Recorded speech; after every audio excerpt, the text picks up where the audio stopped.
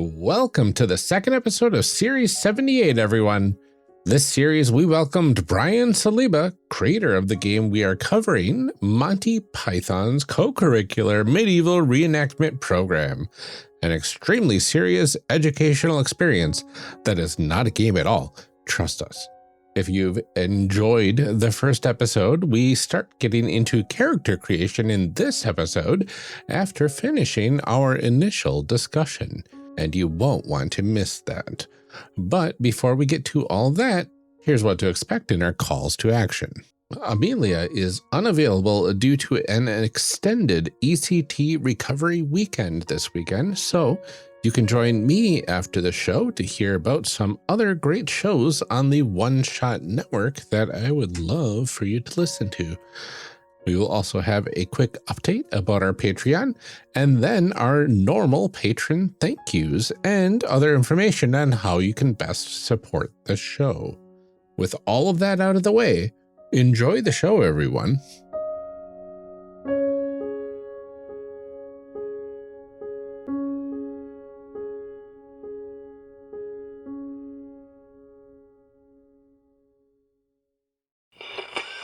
And now for something completely different.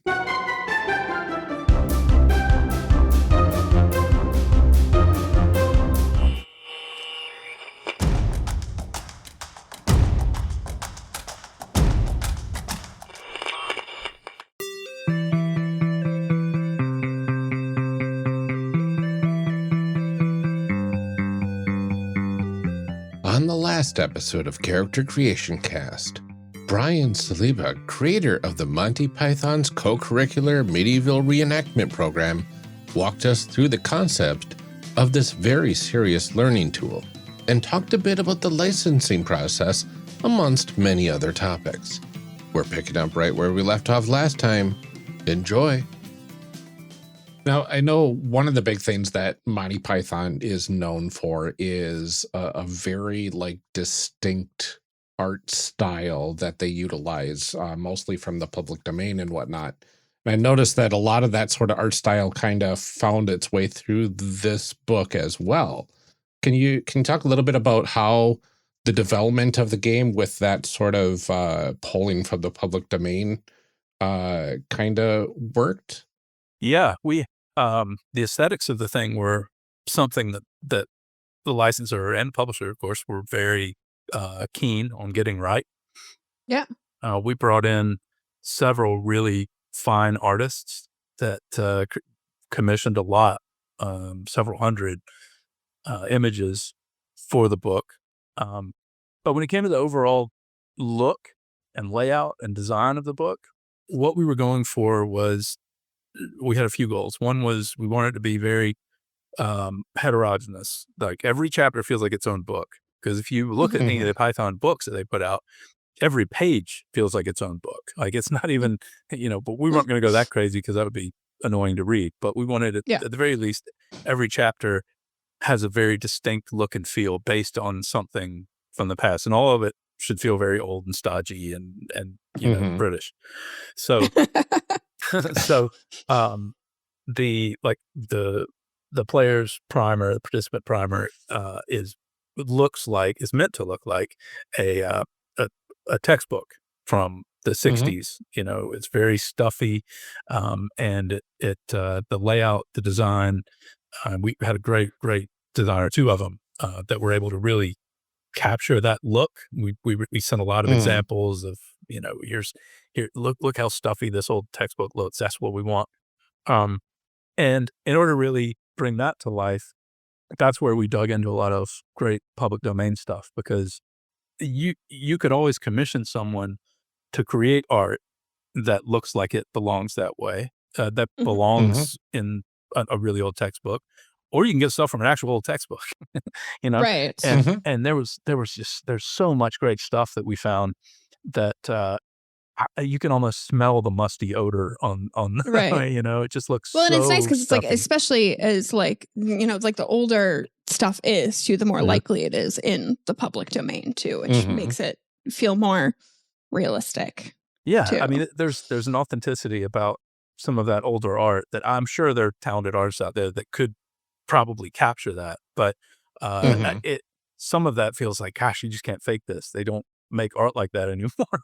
Right. Yeah. But then what we did on top of that was create another layer of interaction, I guess, over that. So you've got this kind of baseline of like musty textbook, but by definition, that's going to be really boring to look at and read. It's going to be black and white. It's going to not be very dynamic. And so what we did was we kind of created a fake school kid who had owned this book, who then vandalized the hell out of it. Yeah, I love the annotations and just, like the little scribbles and the doodles and the scribbles and taping things in and stapling stuff on. It felt very Python. Of course, Gilliam, all his work was working with paper cutouts and moving them around on a stop motion thing.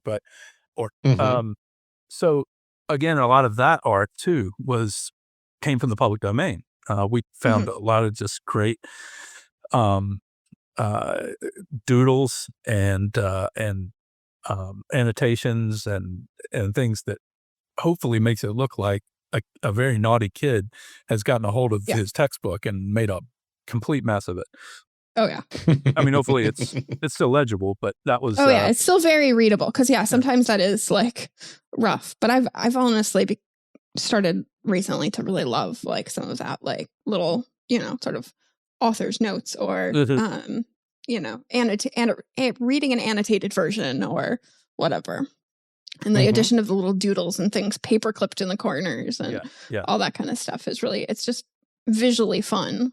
Well, that we hope so. That was another kind of fine line, right? You want to make it interesting to read, but not at the expense of utility and not at the expense of your eyesight, because it's just straining.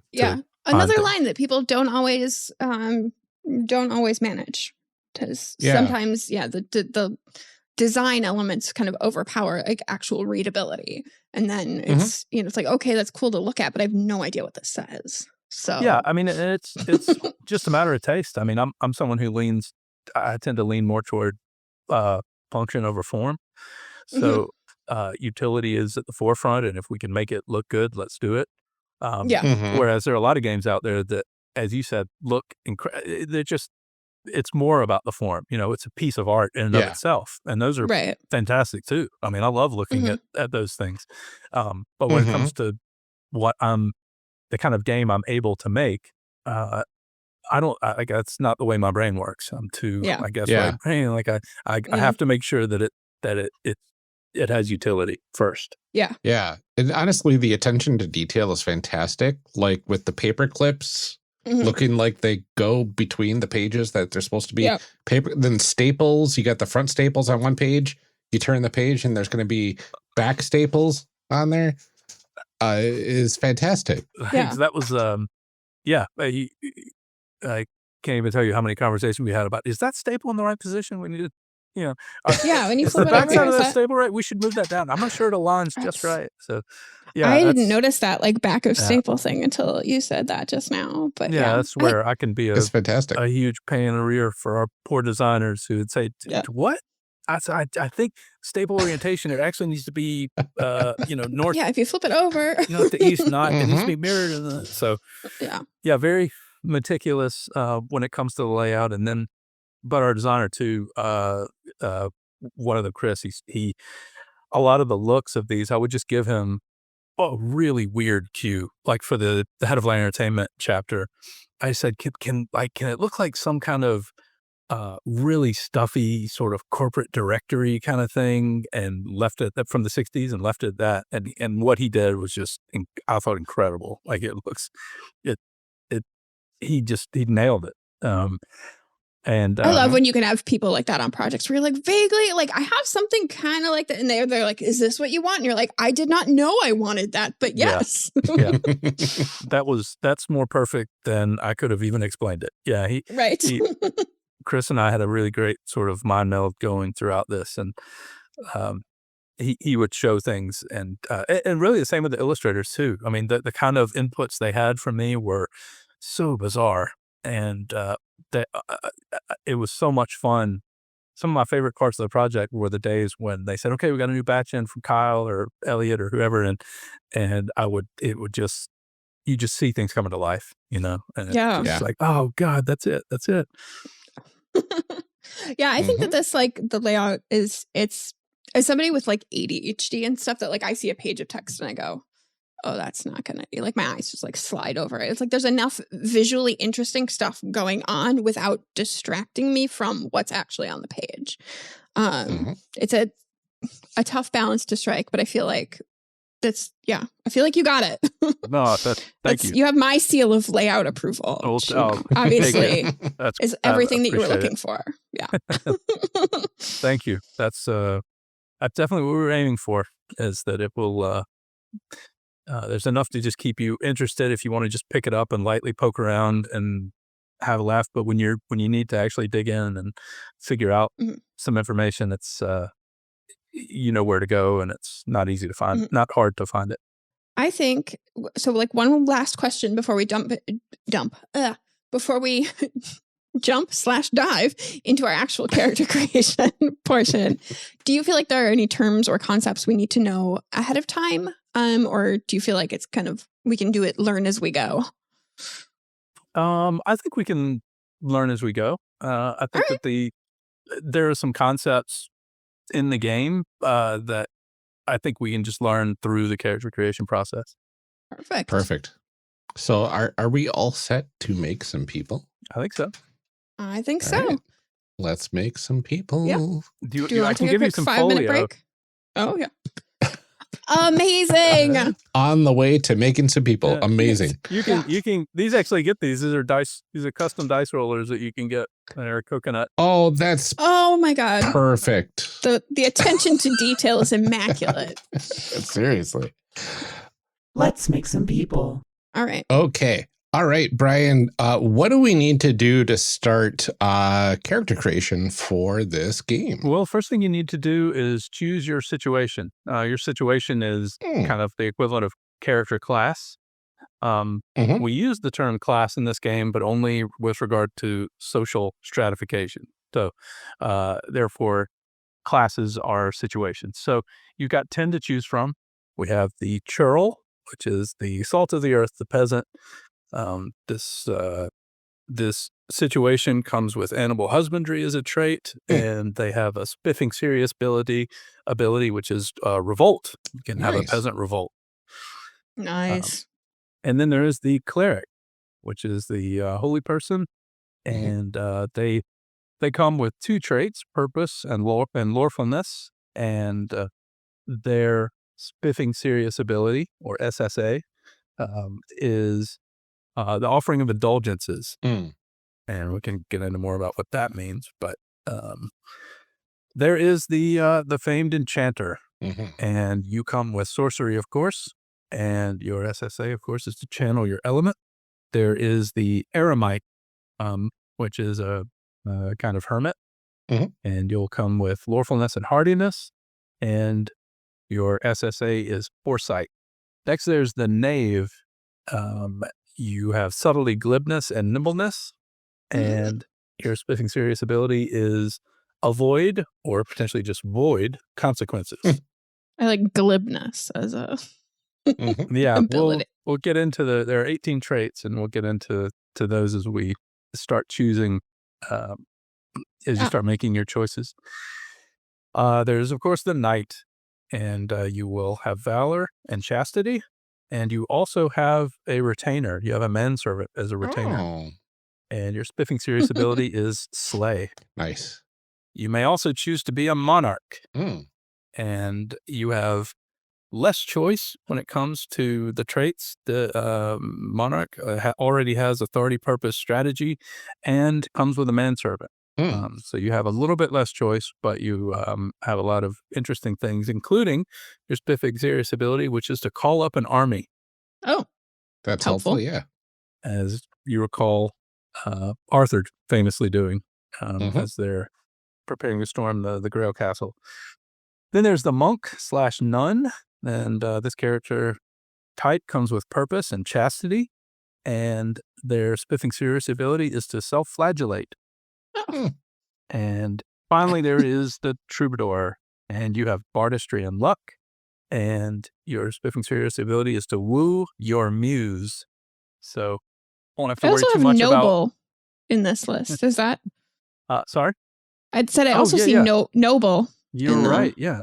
Apparently, I'm my just math looking at the skills have folder. not improved of late. So, yeah, I missed noble. Let's see here. It looks like you have decorum Thank you. and glibness. Uh-huh. And then if you flip it over, you'll see what your SSA is. Yeah, it's also have a valet or handmaiden. Let's see here. Your subjugate, it looks like, is your may SSA. subjugate people. Yeah, thank you. Amazing. I thought I had one of each, but I've missed out on the... Let me tell you how you play your game. Well, apparently, I need the help. All right. Let me find my noble sheet. And so, yeah, you guys can... Yeah, there he is. So you guys can choose. What? And am I making character too? Yes. Yeah, you get to please. make one as well. All right. Ryan, what are you feeling? Gosh, I'm all over as usual. So I'll let you pick first. Oh boy. Well, you know me. I'm gonna go with enchanter. That's what I figured. Obviously. Uh-huh. All right. So if you're playing 2-type, I will also play 2-type and go Are you with picking troubadour? no, a knight. Oh, yeah, I guess that makes sense. Okay, but my other guess wasn't wrong. No, I was looking at that one too. Okay, so knight and enchanter, and why don't y'all choose for me? Like, is there one that you're interested in? Like, did you have a backup that you might be interested in seeing how they work? And I can what do that would work well with a knight and an enchanter? Gosh, there's a lot of good potential. Would it be fun to have a churl with us? I think it might. I think churl might be if you're okay with that. Oh yeah. I got no problem playing a churl.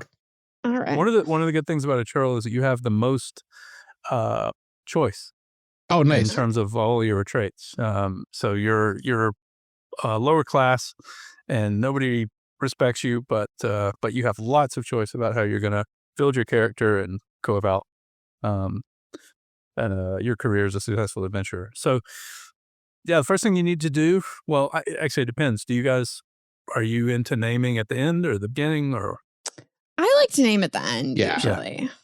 All right. So you see on your character sheet, you've already got your situation up there at top right. So the next thing is you need to get your class situated. Now, I'm a churl, so I have no choice in the matter. I'm lower class, full stop. I'll never be anything but, how dare I dream to ever ascend to better. Ryan, you're a knight, so you are very well locked in to upper class. Now, Amelia, you're an enchanter, which means you can choose any class, upper, middle, or lower. And this is working very much on the British class system. So, yeah, I was gonna say, what is middle class in this medieval? Yeah, so if you're an upper class enchanter, you're probably like a court wizard or something. And if you're middle class, you might be like an artisan or an inventor or something along those lines. You're kind of accepted in society, right? You're not like Tim the Enchanter who's out on the wilds. Yeah. If you choose lower class, then you could be like a Tim the Enchanter. You might be a hedge wizard or a hedge witch or something like that. But typically not a part of, don't have access to kind of the upper tier. And it's important to note that upper doesn't mean good and lower doesn't mean bad. I mean, if you are an upper class character, no matter what your situation, and you're trying to get information out of people in a wharfside tavern, nobody's going to interact with you, or it's going to be a lot harder. Whereas if you're lower class, then it's going to be a lot easier. So people are it just affects how people react to you and where you are accepted and where it might be a little bit harder to be accepted or get information. So there's no like I think mechanical effect to the choice. I think I'm going to go with middle class. Ooh, okay. The whole spectrum. I'm really loving the idea of just being like a middle management enchanter. Okay. You're like a street magician. Right. Yeah. Yeah. So Keep your eye on the ball as I move these cups around. No.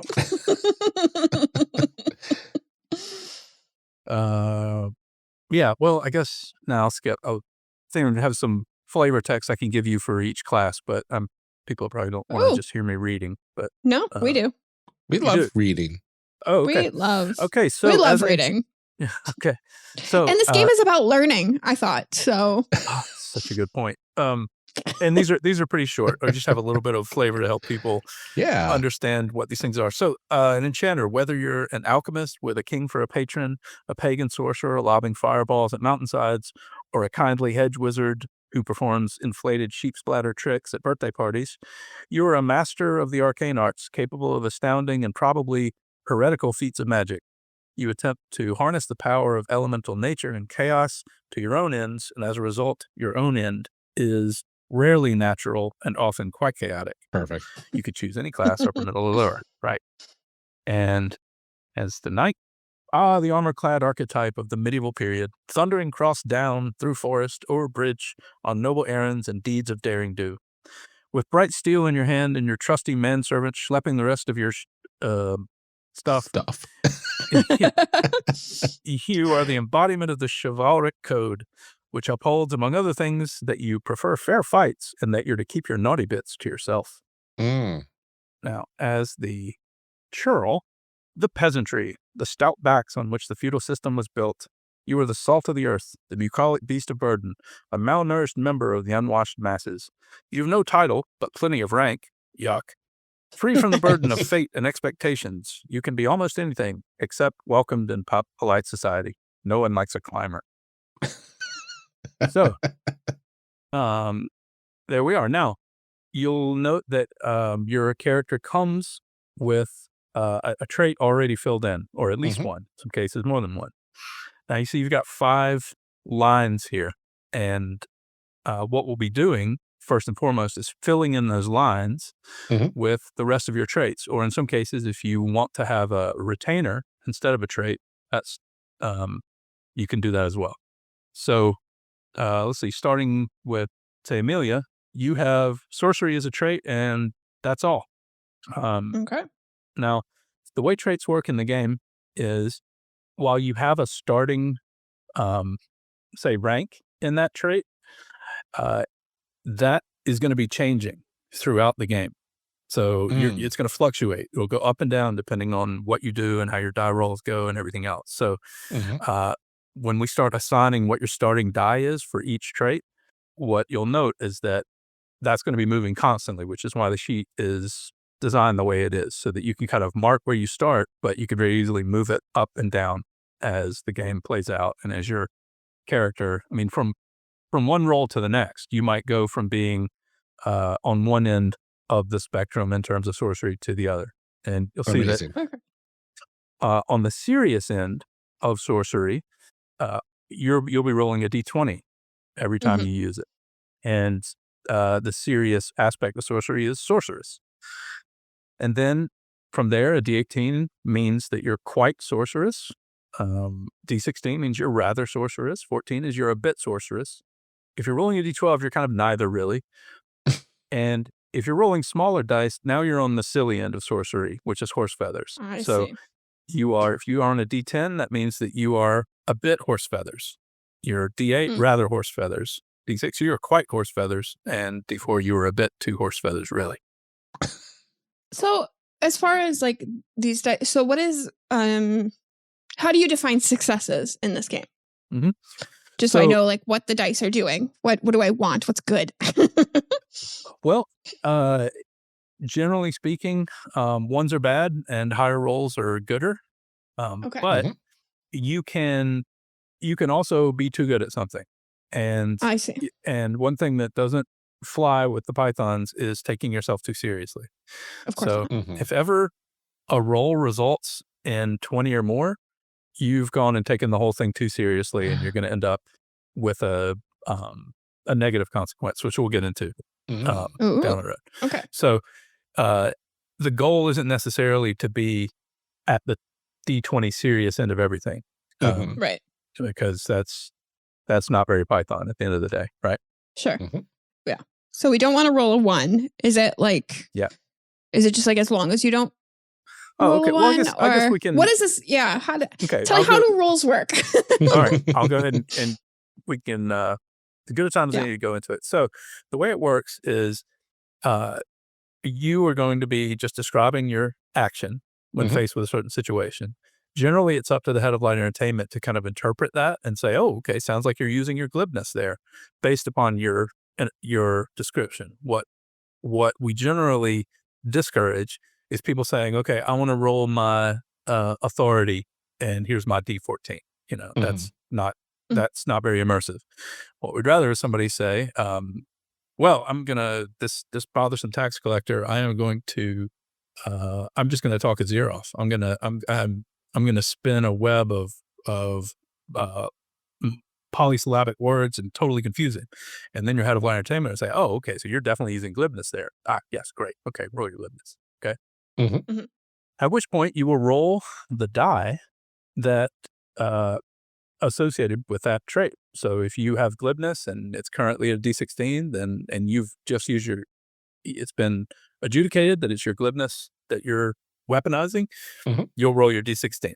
And in some cases, the head of light entertainment will roll a die, and it's just a contest. Okay. In other cases, there's kind of a preset target number that you need that the head of light entertainment has. In which case, but either way, you roll a die, you add whatever bonuses your accoutrements give you, which we'll assign after we get your traits sorted. And then it's, you either succeed or fail. Now, the two things to keep in mind. One, if you ever roll the highest number possible on a die, it's called a struth. And generally, it's a really good thing. So what happens is that you move that trait up one spot toward the serious side. So if you're if you rolled that D16 and you rolled a 16, you've gone from rather authoritative, now you're quite authoritative. And the next time you roll that die, you'll be rolling a D18. Okay. I was wondering how that scale works. Okay. So it moves up and down quite often. Yeah. And also so what do you you'll start at a D4 or? No. There's a starting array, or you can roll for them. Oh, and in fact, you as an enchanter, you have a unique way that you generate your starting positions for everything. all right. So also when you struth, it's kind of an exploding dice mechanic. So you move your trait up one, but now you also roll that next bigger die and add it to the result. So which could very quickly get you over 20. There you go. Yeah. Wow. So likewise, if you ever roll a natural 1, it's called, you've spammed it. And the result is that you take a demerit from your head of light entertainment. Oh no. Which we have these little tokens for, but you can use anything or just put a mark on your sheet. But essentially you've offended the head of light entertainment, you've made a complete mess of things, and you have to take a it's not a punishment yet, but it's certainly a scorning. And likewise, as I mentioned, if you roll a 20 or more at any point, that also earns you a demerit because you've taken everything too seriously, and everyone in class is put off by your earnestness. So the way demerits work then is, if you accumulate enough of them, then you have to roll on the beschrewment table, and this is where the real punishment comes in. And that's where also a lot of the really strange Python-esque things happen, where, a battleship rams the scene, or the, Crimson Permanent Assurance guys storm the thing, or you're suddenly in a television set, cops storm and arrest everybody, all that kind of stuff. The giant foot comes and squashes you. Yeah.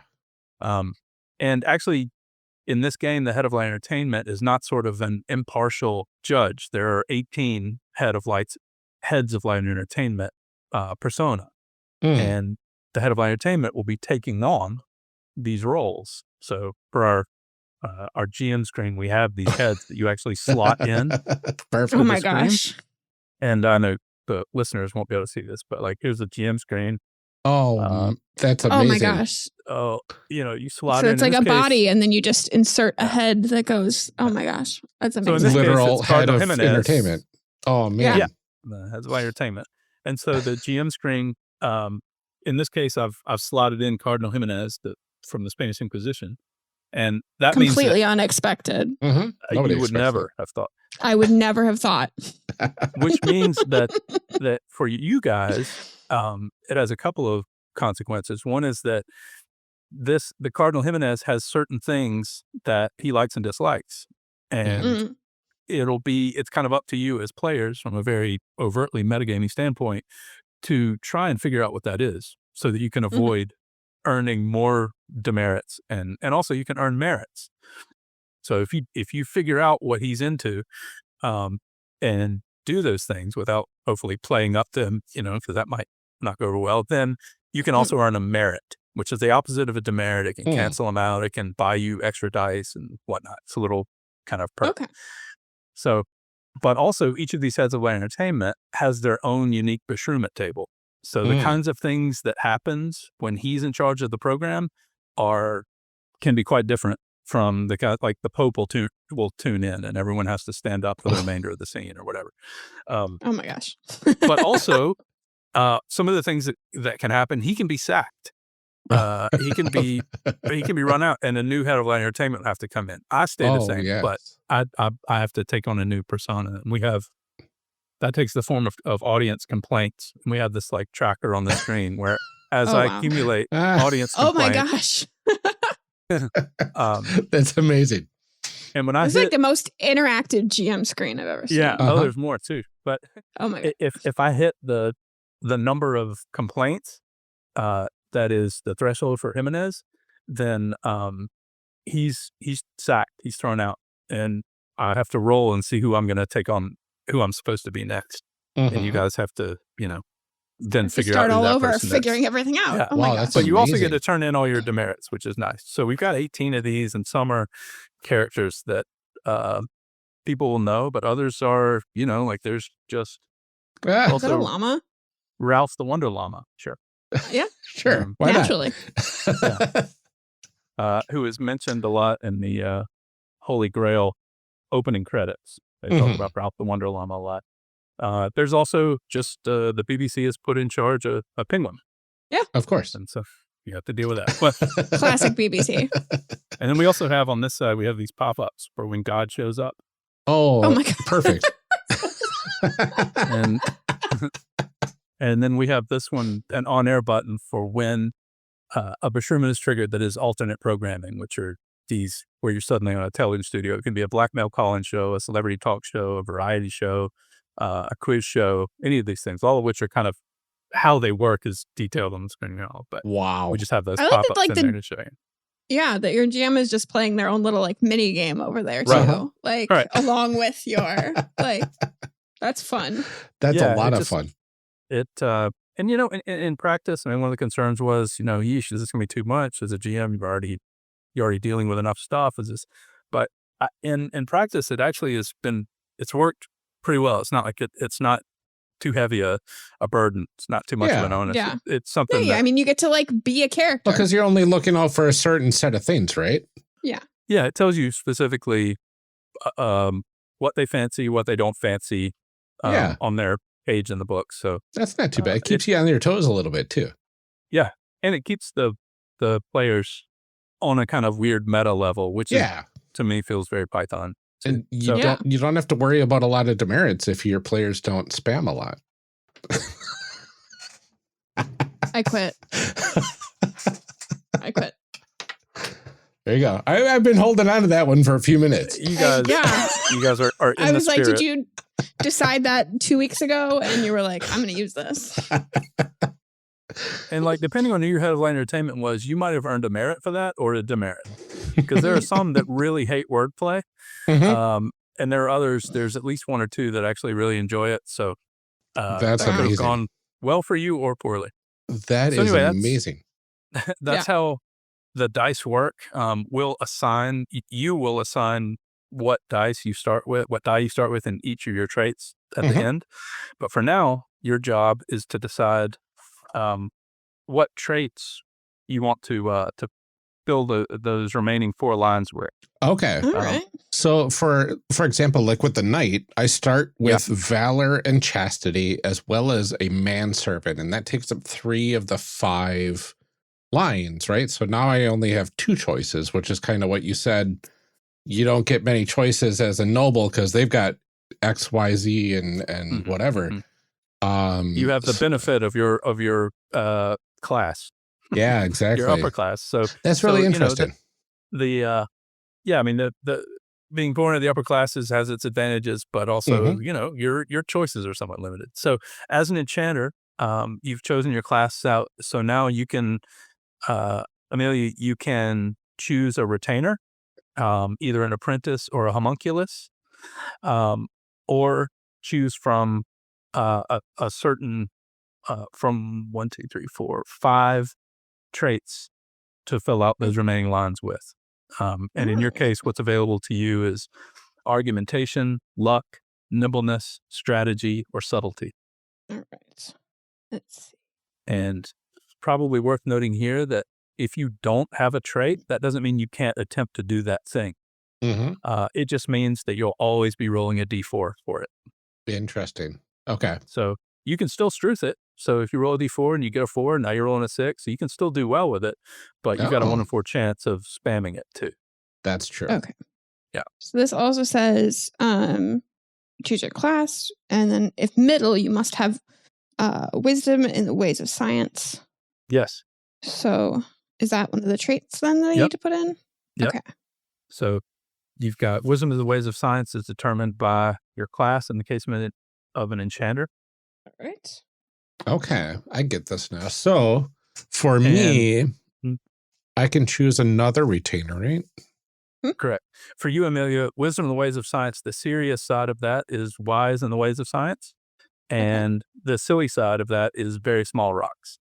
Ah, yes. So you might be quite very small rocks or rather wise in the ways of science at any given time. So yeah, it's those descriptors are purely flavor. There's not a mechanical thing, but we provide them so hopefully people will write them on their sheet, and when they're describing their character, they don't say I have a D14 in this. They say, well, my character is a bit bing tittle tittle bong, which is more fun. It is than saying I'm on a D12. So yeah. What page are the traits on? Well, there's a full list of them on 45, and then every spread thereafter has the trait. Got it. Which for now, really the only thing you need to do is write the trait and then the serious and silly side. Each trait also comes with an accoutrement, but we'll do all those at once at the end. And for you, Ryan, as a knight, you have valor and chastity. Yep. And you have your manservant. So now you are going to fill each open line with another starting retainer, either a squire or a minstrel, or a trait from among animal husbandry, bardistry, decorum, hardiness, luck, purpose, or strategy. So you have that on 103, I think, if you've got the book open. Yeah. This is step 4 for you. Okay. So I kind of get the concept that if I choose a starting retainer, that's in addition to the manservant, and they do different things depending on what I choose. So starting retainers do 2 things primarily. One, they carry things. So you've only got 5 slots on your sheet, and each slot comes with an accoutrement. That means you can only have 5 things. Okay. If you got a starting retainer, that means you get another thing. The other thing is that you can sacrifice a starting retainer to take a bit of damage in your place. So it sort of gives you a meat shield. Of course. Plus, it's just it's fun to have a friend. But it is. So it's more if you want to be slightly more durable and you want to have more stuff, then grab a retainer. Plus, if the idea of having a troop of people walking around with you seems interesting. Whereas if you want to have more traits and therefore have the ability potentially to get better in more traits than opt for traits. Okay. I'm thinking of getting an additional starting retainer, and No, maybe wow, you're going to have like a whole entourage. I know, but I'm wondering if I should go with like a minstrel, because that would be fun to have a minstrel in this motley crew, or an actual squire that can like hand me stuff. So when it comes to starting retainers, your minstrel can only carry certain kinds of accoutrements. And again, accoutrements are all associated with traits. So a minstrel can carry like bardic, decorum, glibness, hardiness, lawfulness, luck, whatever. And then you also have to pay all of your retainers. And so, for example, your manservant, his per diem is 1 chicken per day. Okay. 1 chicken per If you day. choose a minstrel, then it's 1 coin. And if you choose a squire, it's none. Happy to serve, my lord. So none for him. That's amazing. But other guys, like if you have a herald, then you just have to let him make an announcement once per day. Like that's his thing. Sure. If there's a poet, he has to witness 1 romantic scene per day. So it's not always like a commodity or currency you have to pay them. That's so good. I think I'm going to go with a squire then for one of my starting retainers there. Squire. So what you can do is write squire in there. Obviously leave some room for their name. And then you can kind of divide that accoutrement box next to the right of it into 2, because you're going to be able to put 2 things there instead of 1. Oh, I see. Okay. I mean, you don't have to divide it in 2, but just that's what the squire allows you to do. That's cool. Okay. And then for my other skill, I get to choose between animal husbandry, bardistry, decorum, hardiness, luck, purpose, and strategy. And I can describe any of those for you if you want, if the name isn't evocative enough as is. Trying to figure out what sort of knight I want here. Yeah, I think I'm going to go with decorum on there. I think my knight is more about showing off that they're a knight and not as much about fighting. Oh, we don't have to talk posh, do we? Blood is shed on the battlefield, but wars are won at court. So said Seneca, or some historian. Someone ought to have said it anyway, as it's a lovely quote. At any rate, navigating the complexities of medieval etiquette is more than a foppish diversion. It's a crucial factor in determining one's success in life. Decorum is everything to do with manners, comportment, courtesy, propriety, knowledge of courtly protocols, and anything but causing offense. It also represents your ability to stay composed and remain on good behavior when someone is trying to provoke you. And if nothing else, it's what separates us English from the Frenchies. So, the deeds, typically it's used to embarrass, provoke, or shame others, which might target their authority or decorum. And it may be targeted by attacks or effects that challenge your ability to resist provocation, such as decorum. So we have similar like descriptor and then recommendations or guidance on what type of deeds are usually associated with that trait for each of the 18 to help make the decision. Ooh, so we get to do some random rolls with all these accoutrements. Oh my gosh, I'm so excited. Actually, you're going to be doing a fair amount of random rolling because you have an enchanter and their starting dice work differently than the others. Oh, I know I get to roll my elements too at some point here. I really like the decorum serious and very unserious side of things. Decorous and fart in your general direction. Right. Yeah. The 2 genders.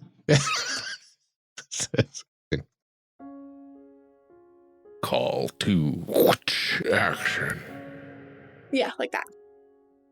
Okay, so I do really enjoy the character creation in this game, and I am very happy with how everything turned out with it, and you'll be able to hear the rest of it next week as we dive into the last portions of character creation, but the feel of Monty Python is like embedded in almost every aspect of this game, and it makes me so very happy that we were able to cover this. So I'm very thrilled to hear how people feel about the rest of this series. It is a true delight, wonderful discussion, some really great learnings along the way for both character creation and game design. So I really hope you join us for the rest of the series.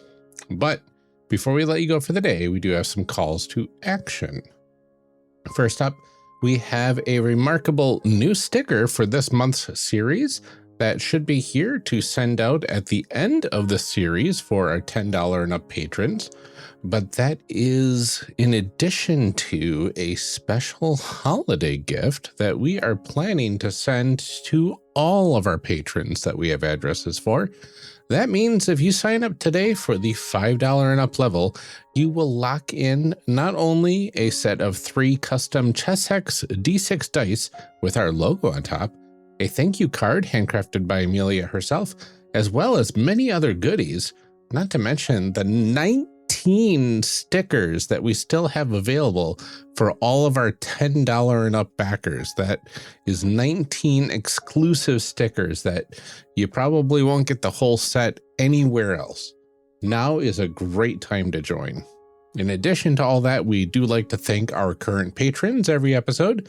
Your support truly helps out a great deal, so let's do that right now. Thank you to DJG, aka Diggeranosaurus, Eric Bonce and Daryl Holiday II, Shadim Cabal, the Shyest Barbarian, and Benjamin Sweeney. You shouldn't have, but we are so very glad you did. Rob Fletcher, Kevin Brown, and Tentacle Duck, thank you for your continued support. John Adamus, A3 Sketchpad, and Cole McCallum, thank you so much. Thanks Carlos Salazar, Eric S., and Ian Potmeyer. So glad to have you backing us. Many thanks to Liam G., Brian Colm, and Garden GM. Tanglefoot, Blue Kryptonite, and Danny, you're the best, thank you. Nicole Trainer, Liam Murray, and Kenning, you all rock, thank you. Brian Kurtz, Marky Fair, and Drew Owen, we can't thank you all enough, but we will keep on trying anyway. And thank you to all of our future patrons. Our Patreon currently doesn't quite cover our operating costs every month again, between the podcast costs and the Patreon rewards. So we do need your help to get us back to a sustainable level.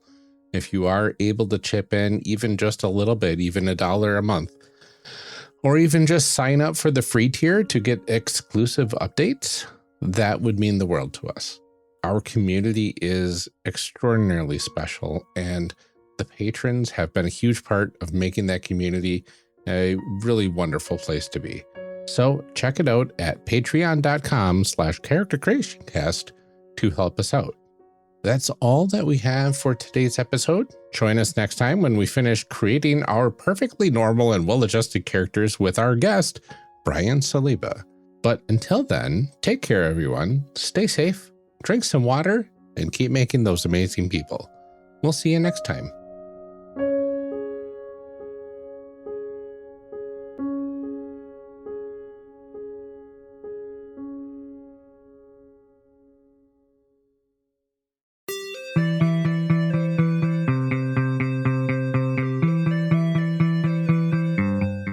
Thank you for joining us for part 2 of this character creation series. We'll be back in part 3, picking up right where we left off.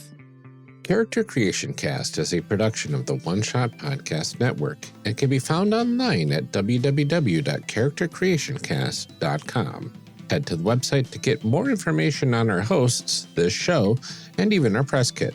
Character Creation Cast can also be found on Twitter and Bluesky at CreationCast, or on our Discord server at discord.charactercreationcast.com. I'm one of your hosts, Ryan Boelter, and I can be found on Twitter and Bluesky at Lord Neptune or online at lordneptune.com. Our other host, Amelia Antrim, can be found on Twitter and Bluesky at Ginger Reckoning. Music for this episode is used with a Creative Commons license or with permission from the podcast they originated from. Further information can be found within the show notes. Our main theme music is Hero Remix by Steve Combs and is used with a Creative Commons license. This podcast is owned by us under Creative Commons. This episode was edited by Ryan Boelter. Further information for the game systems used and today's guests can also be found in the show notes. If you'd like to support our show, find us on Patreon. Get access to bonus episodes, exclusive merch, and much more at patreon.com/charactercreationcast. Thanks for joining us. And remember, we find that the best part of any role-playing game is character creation. So go out there and create some amazing people. We'll see you next time.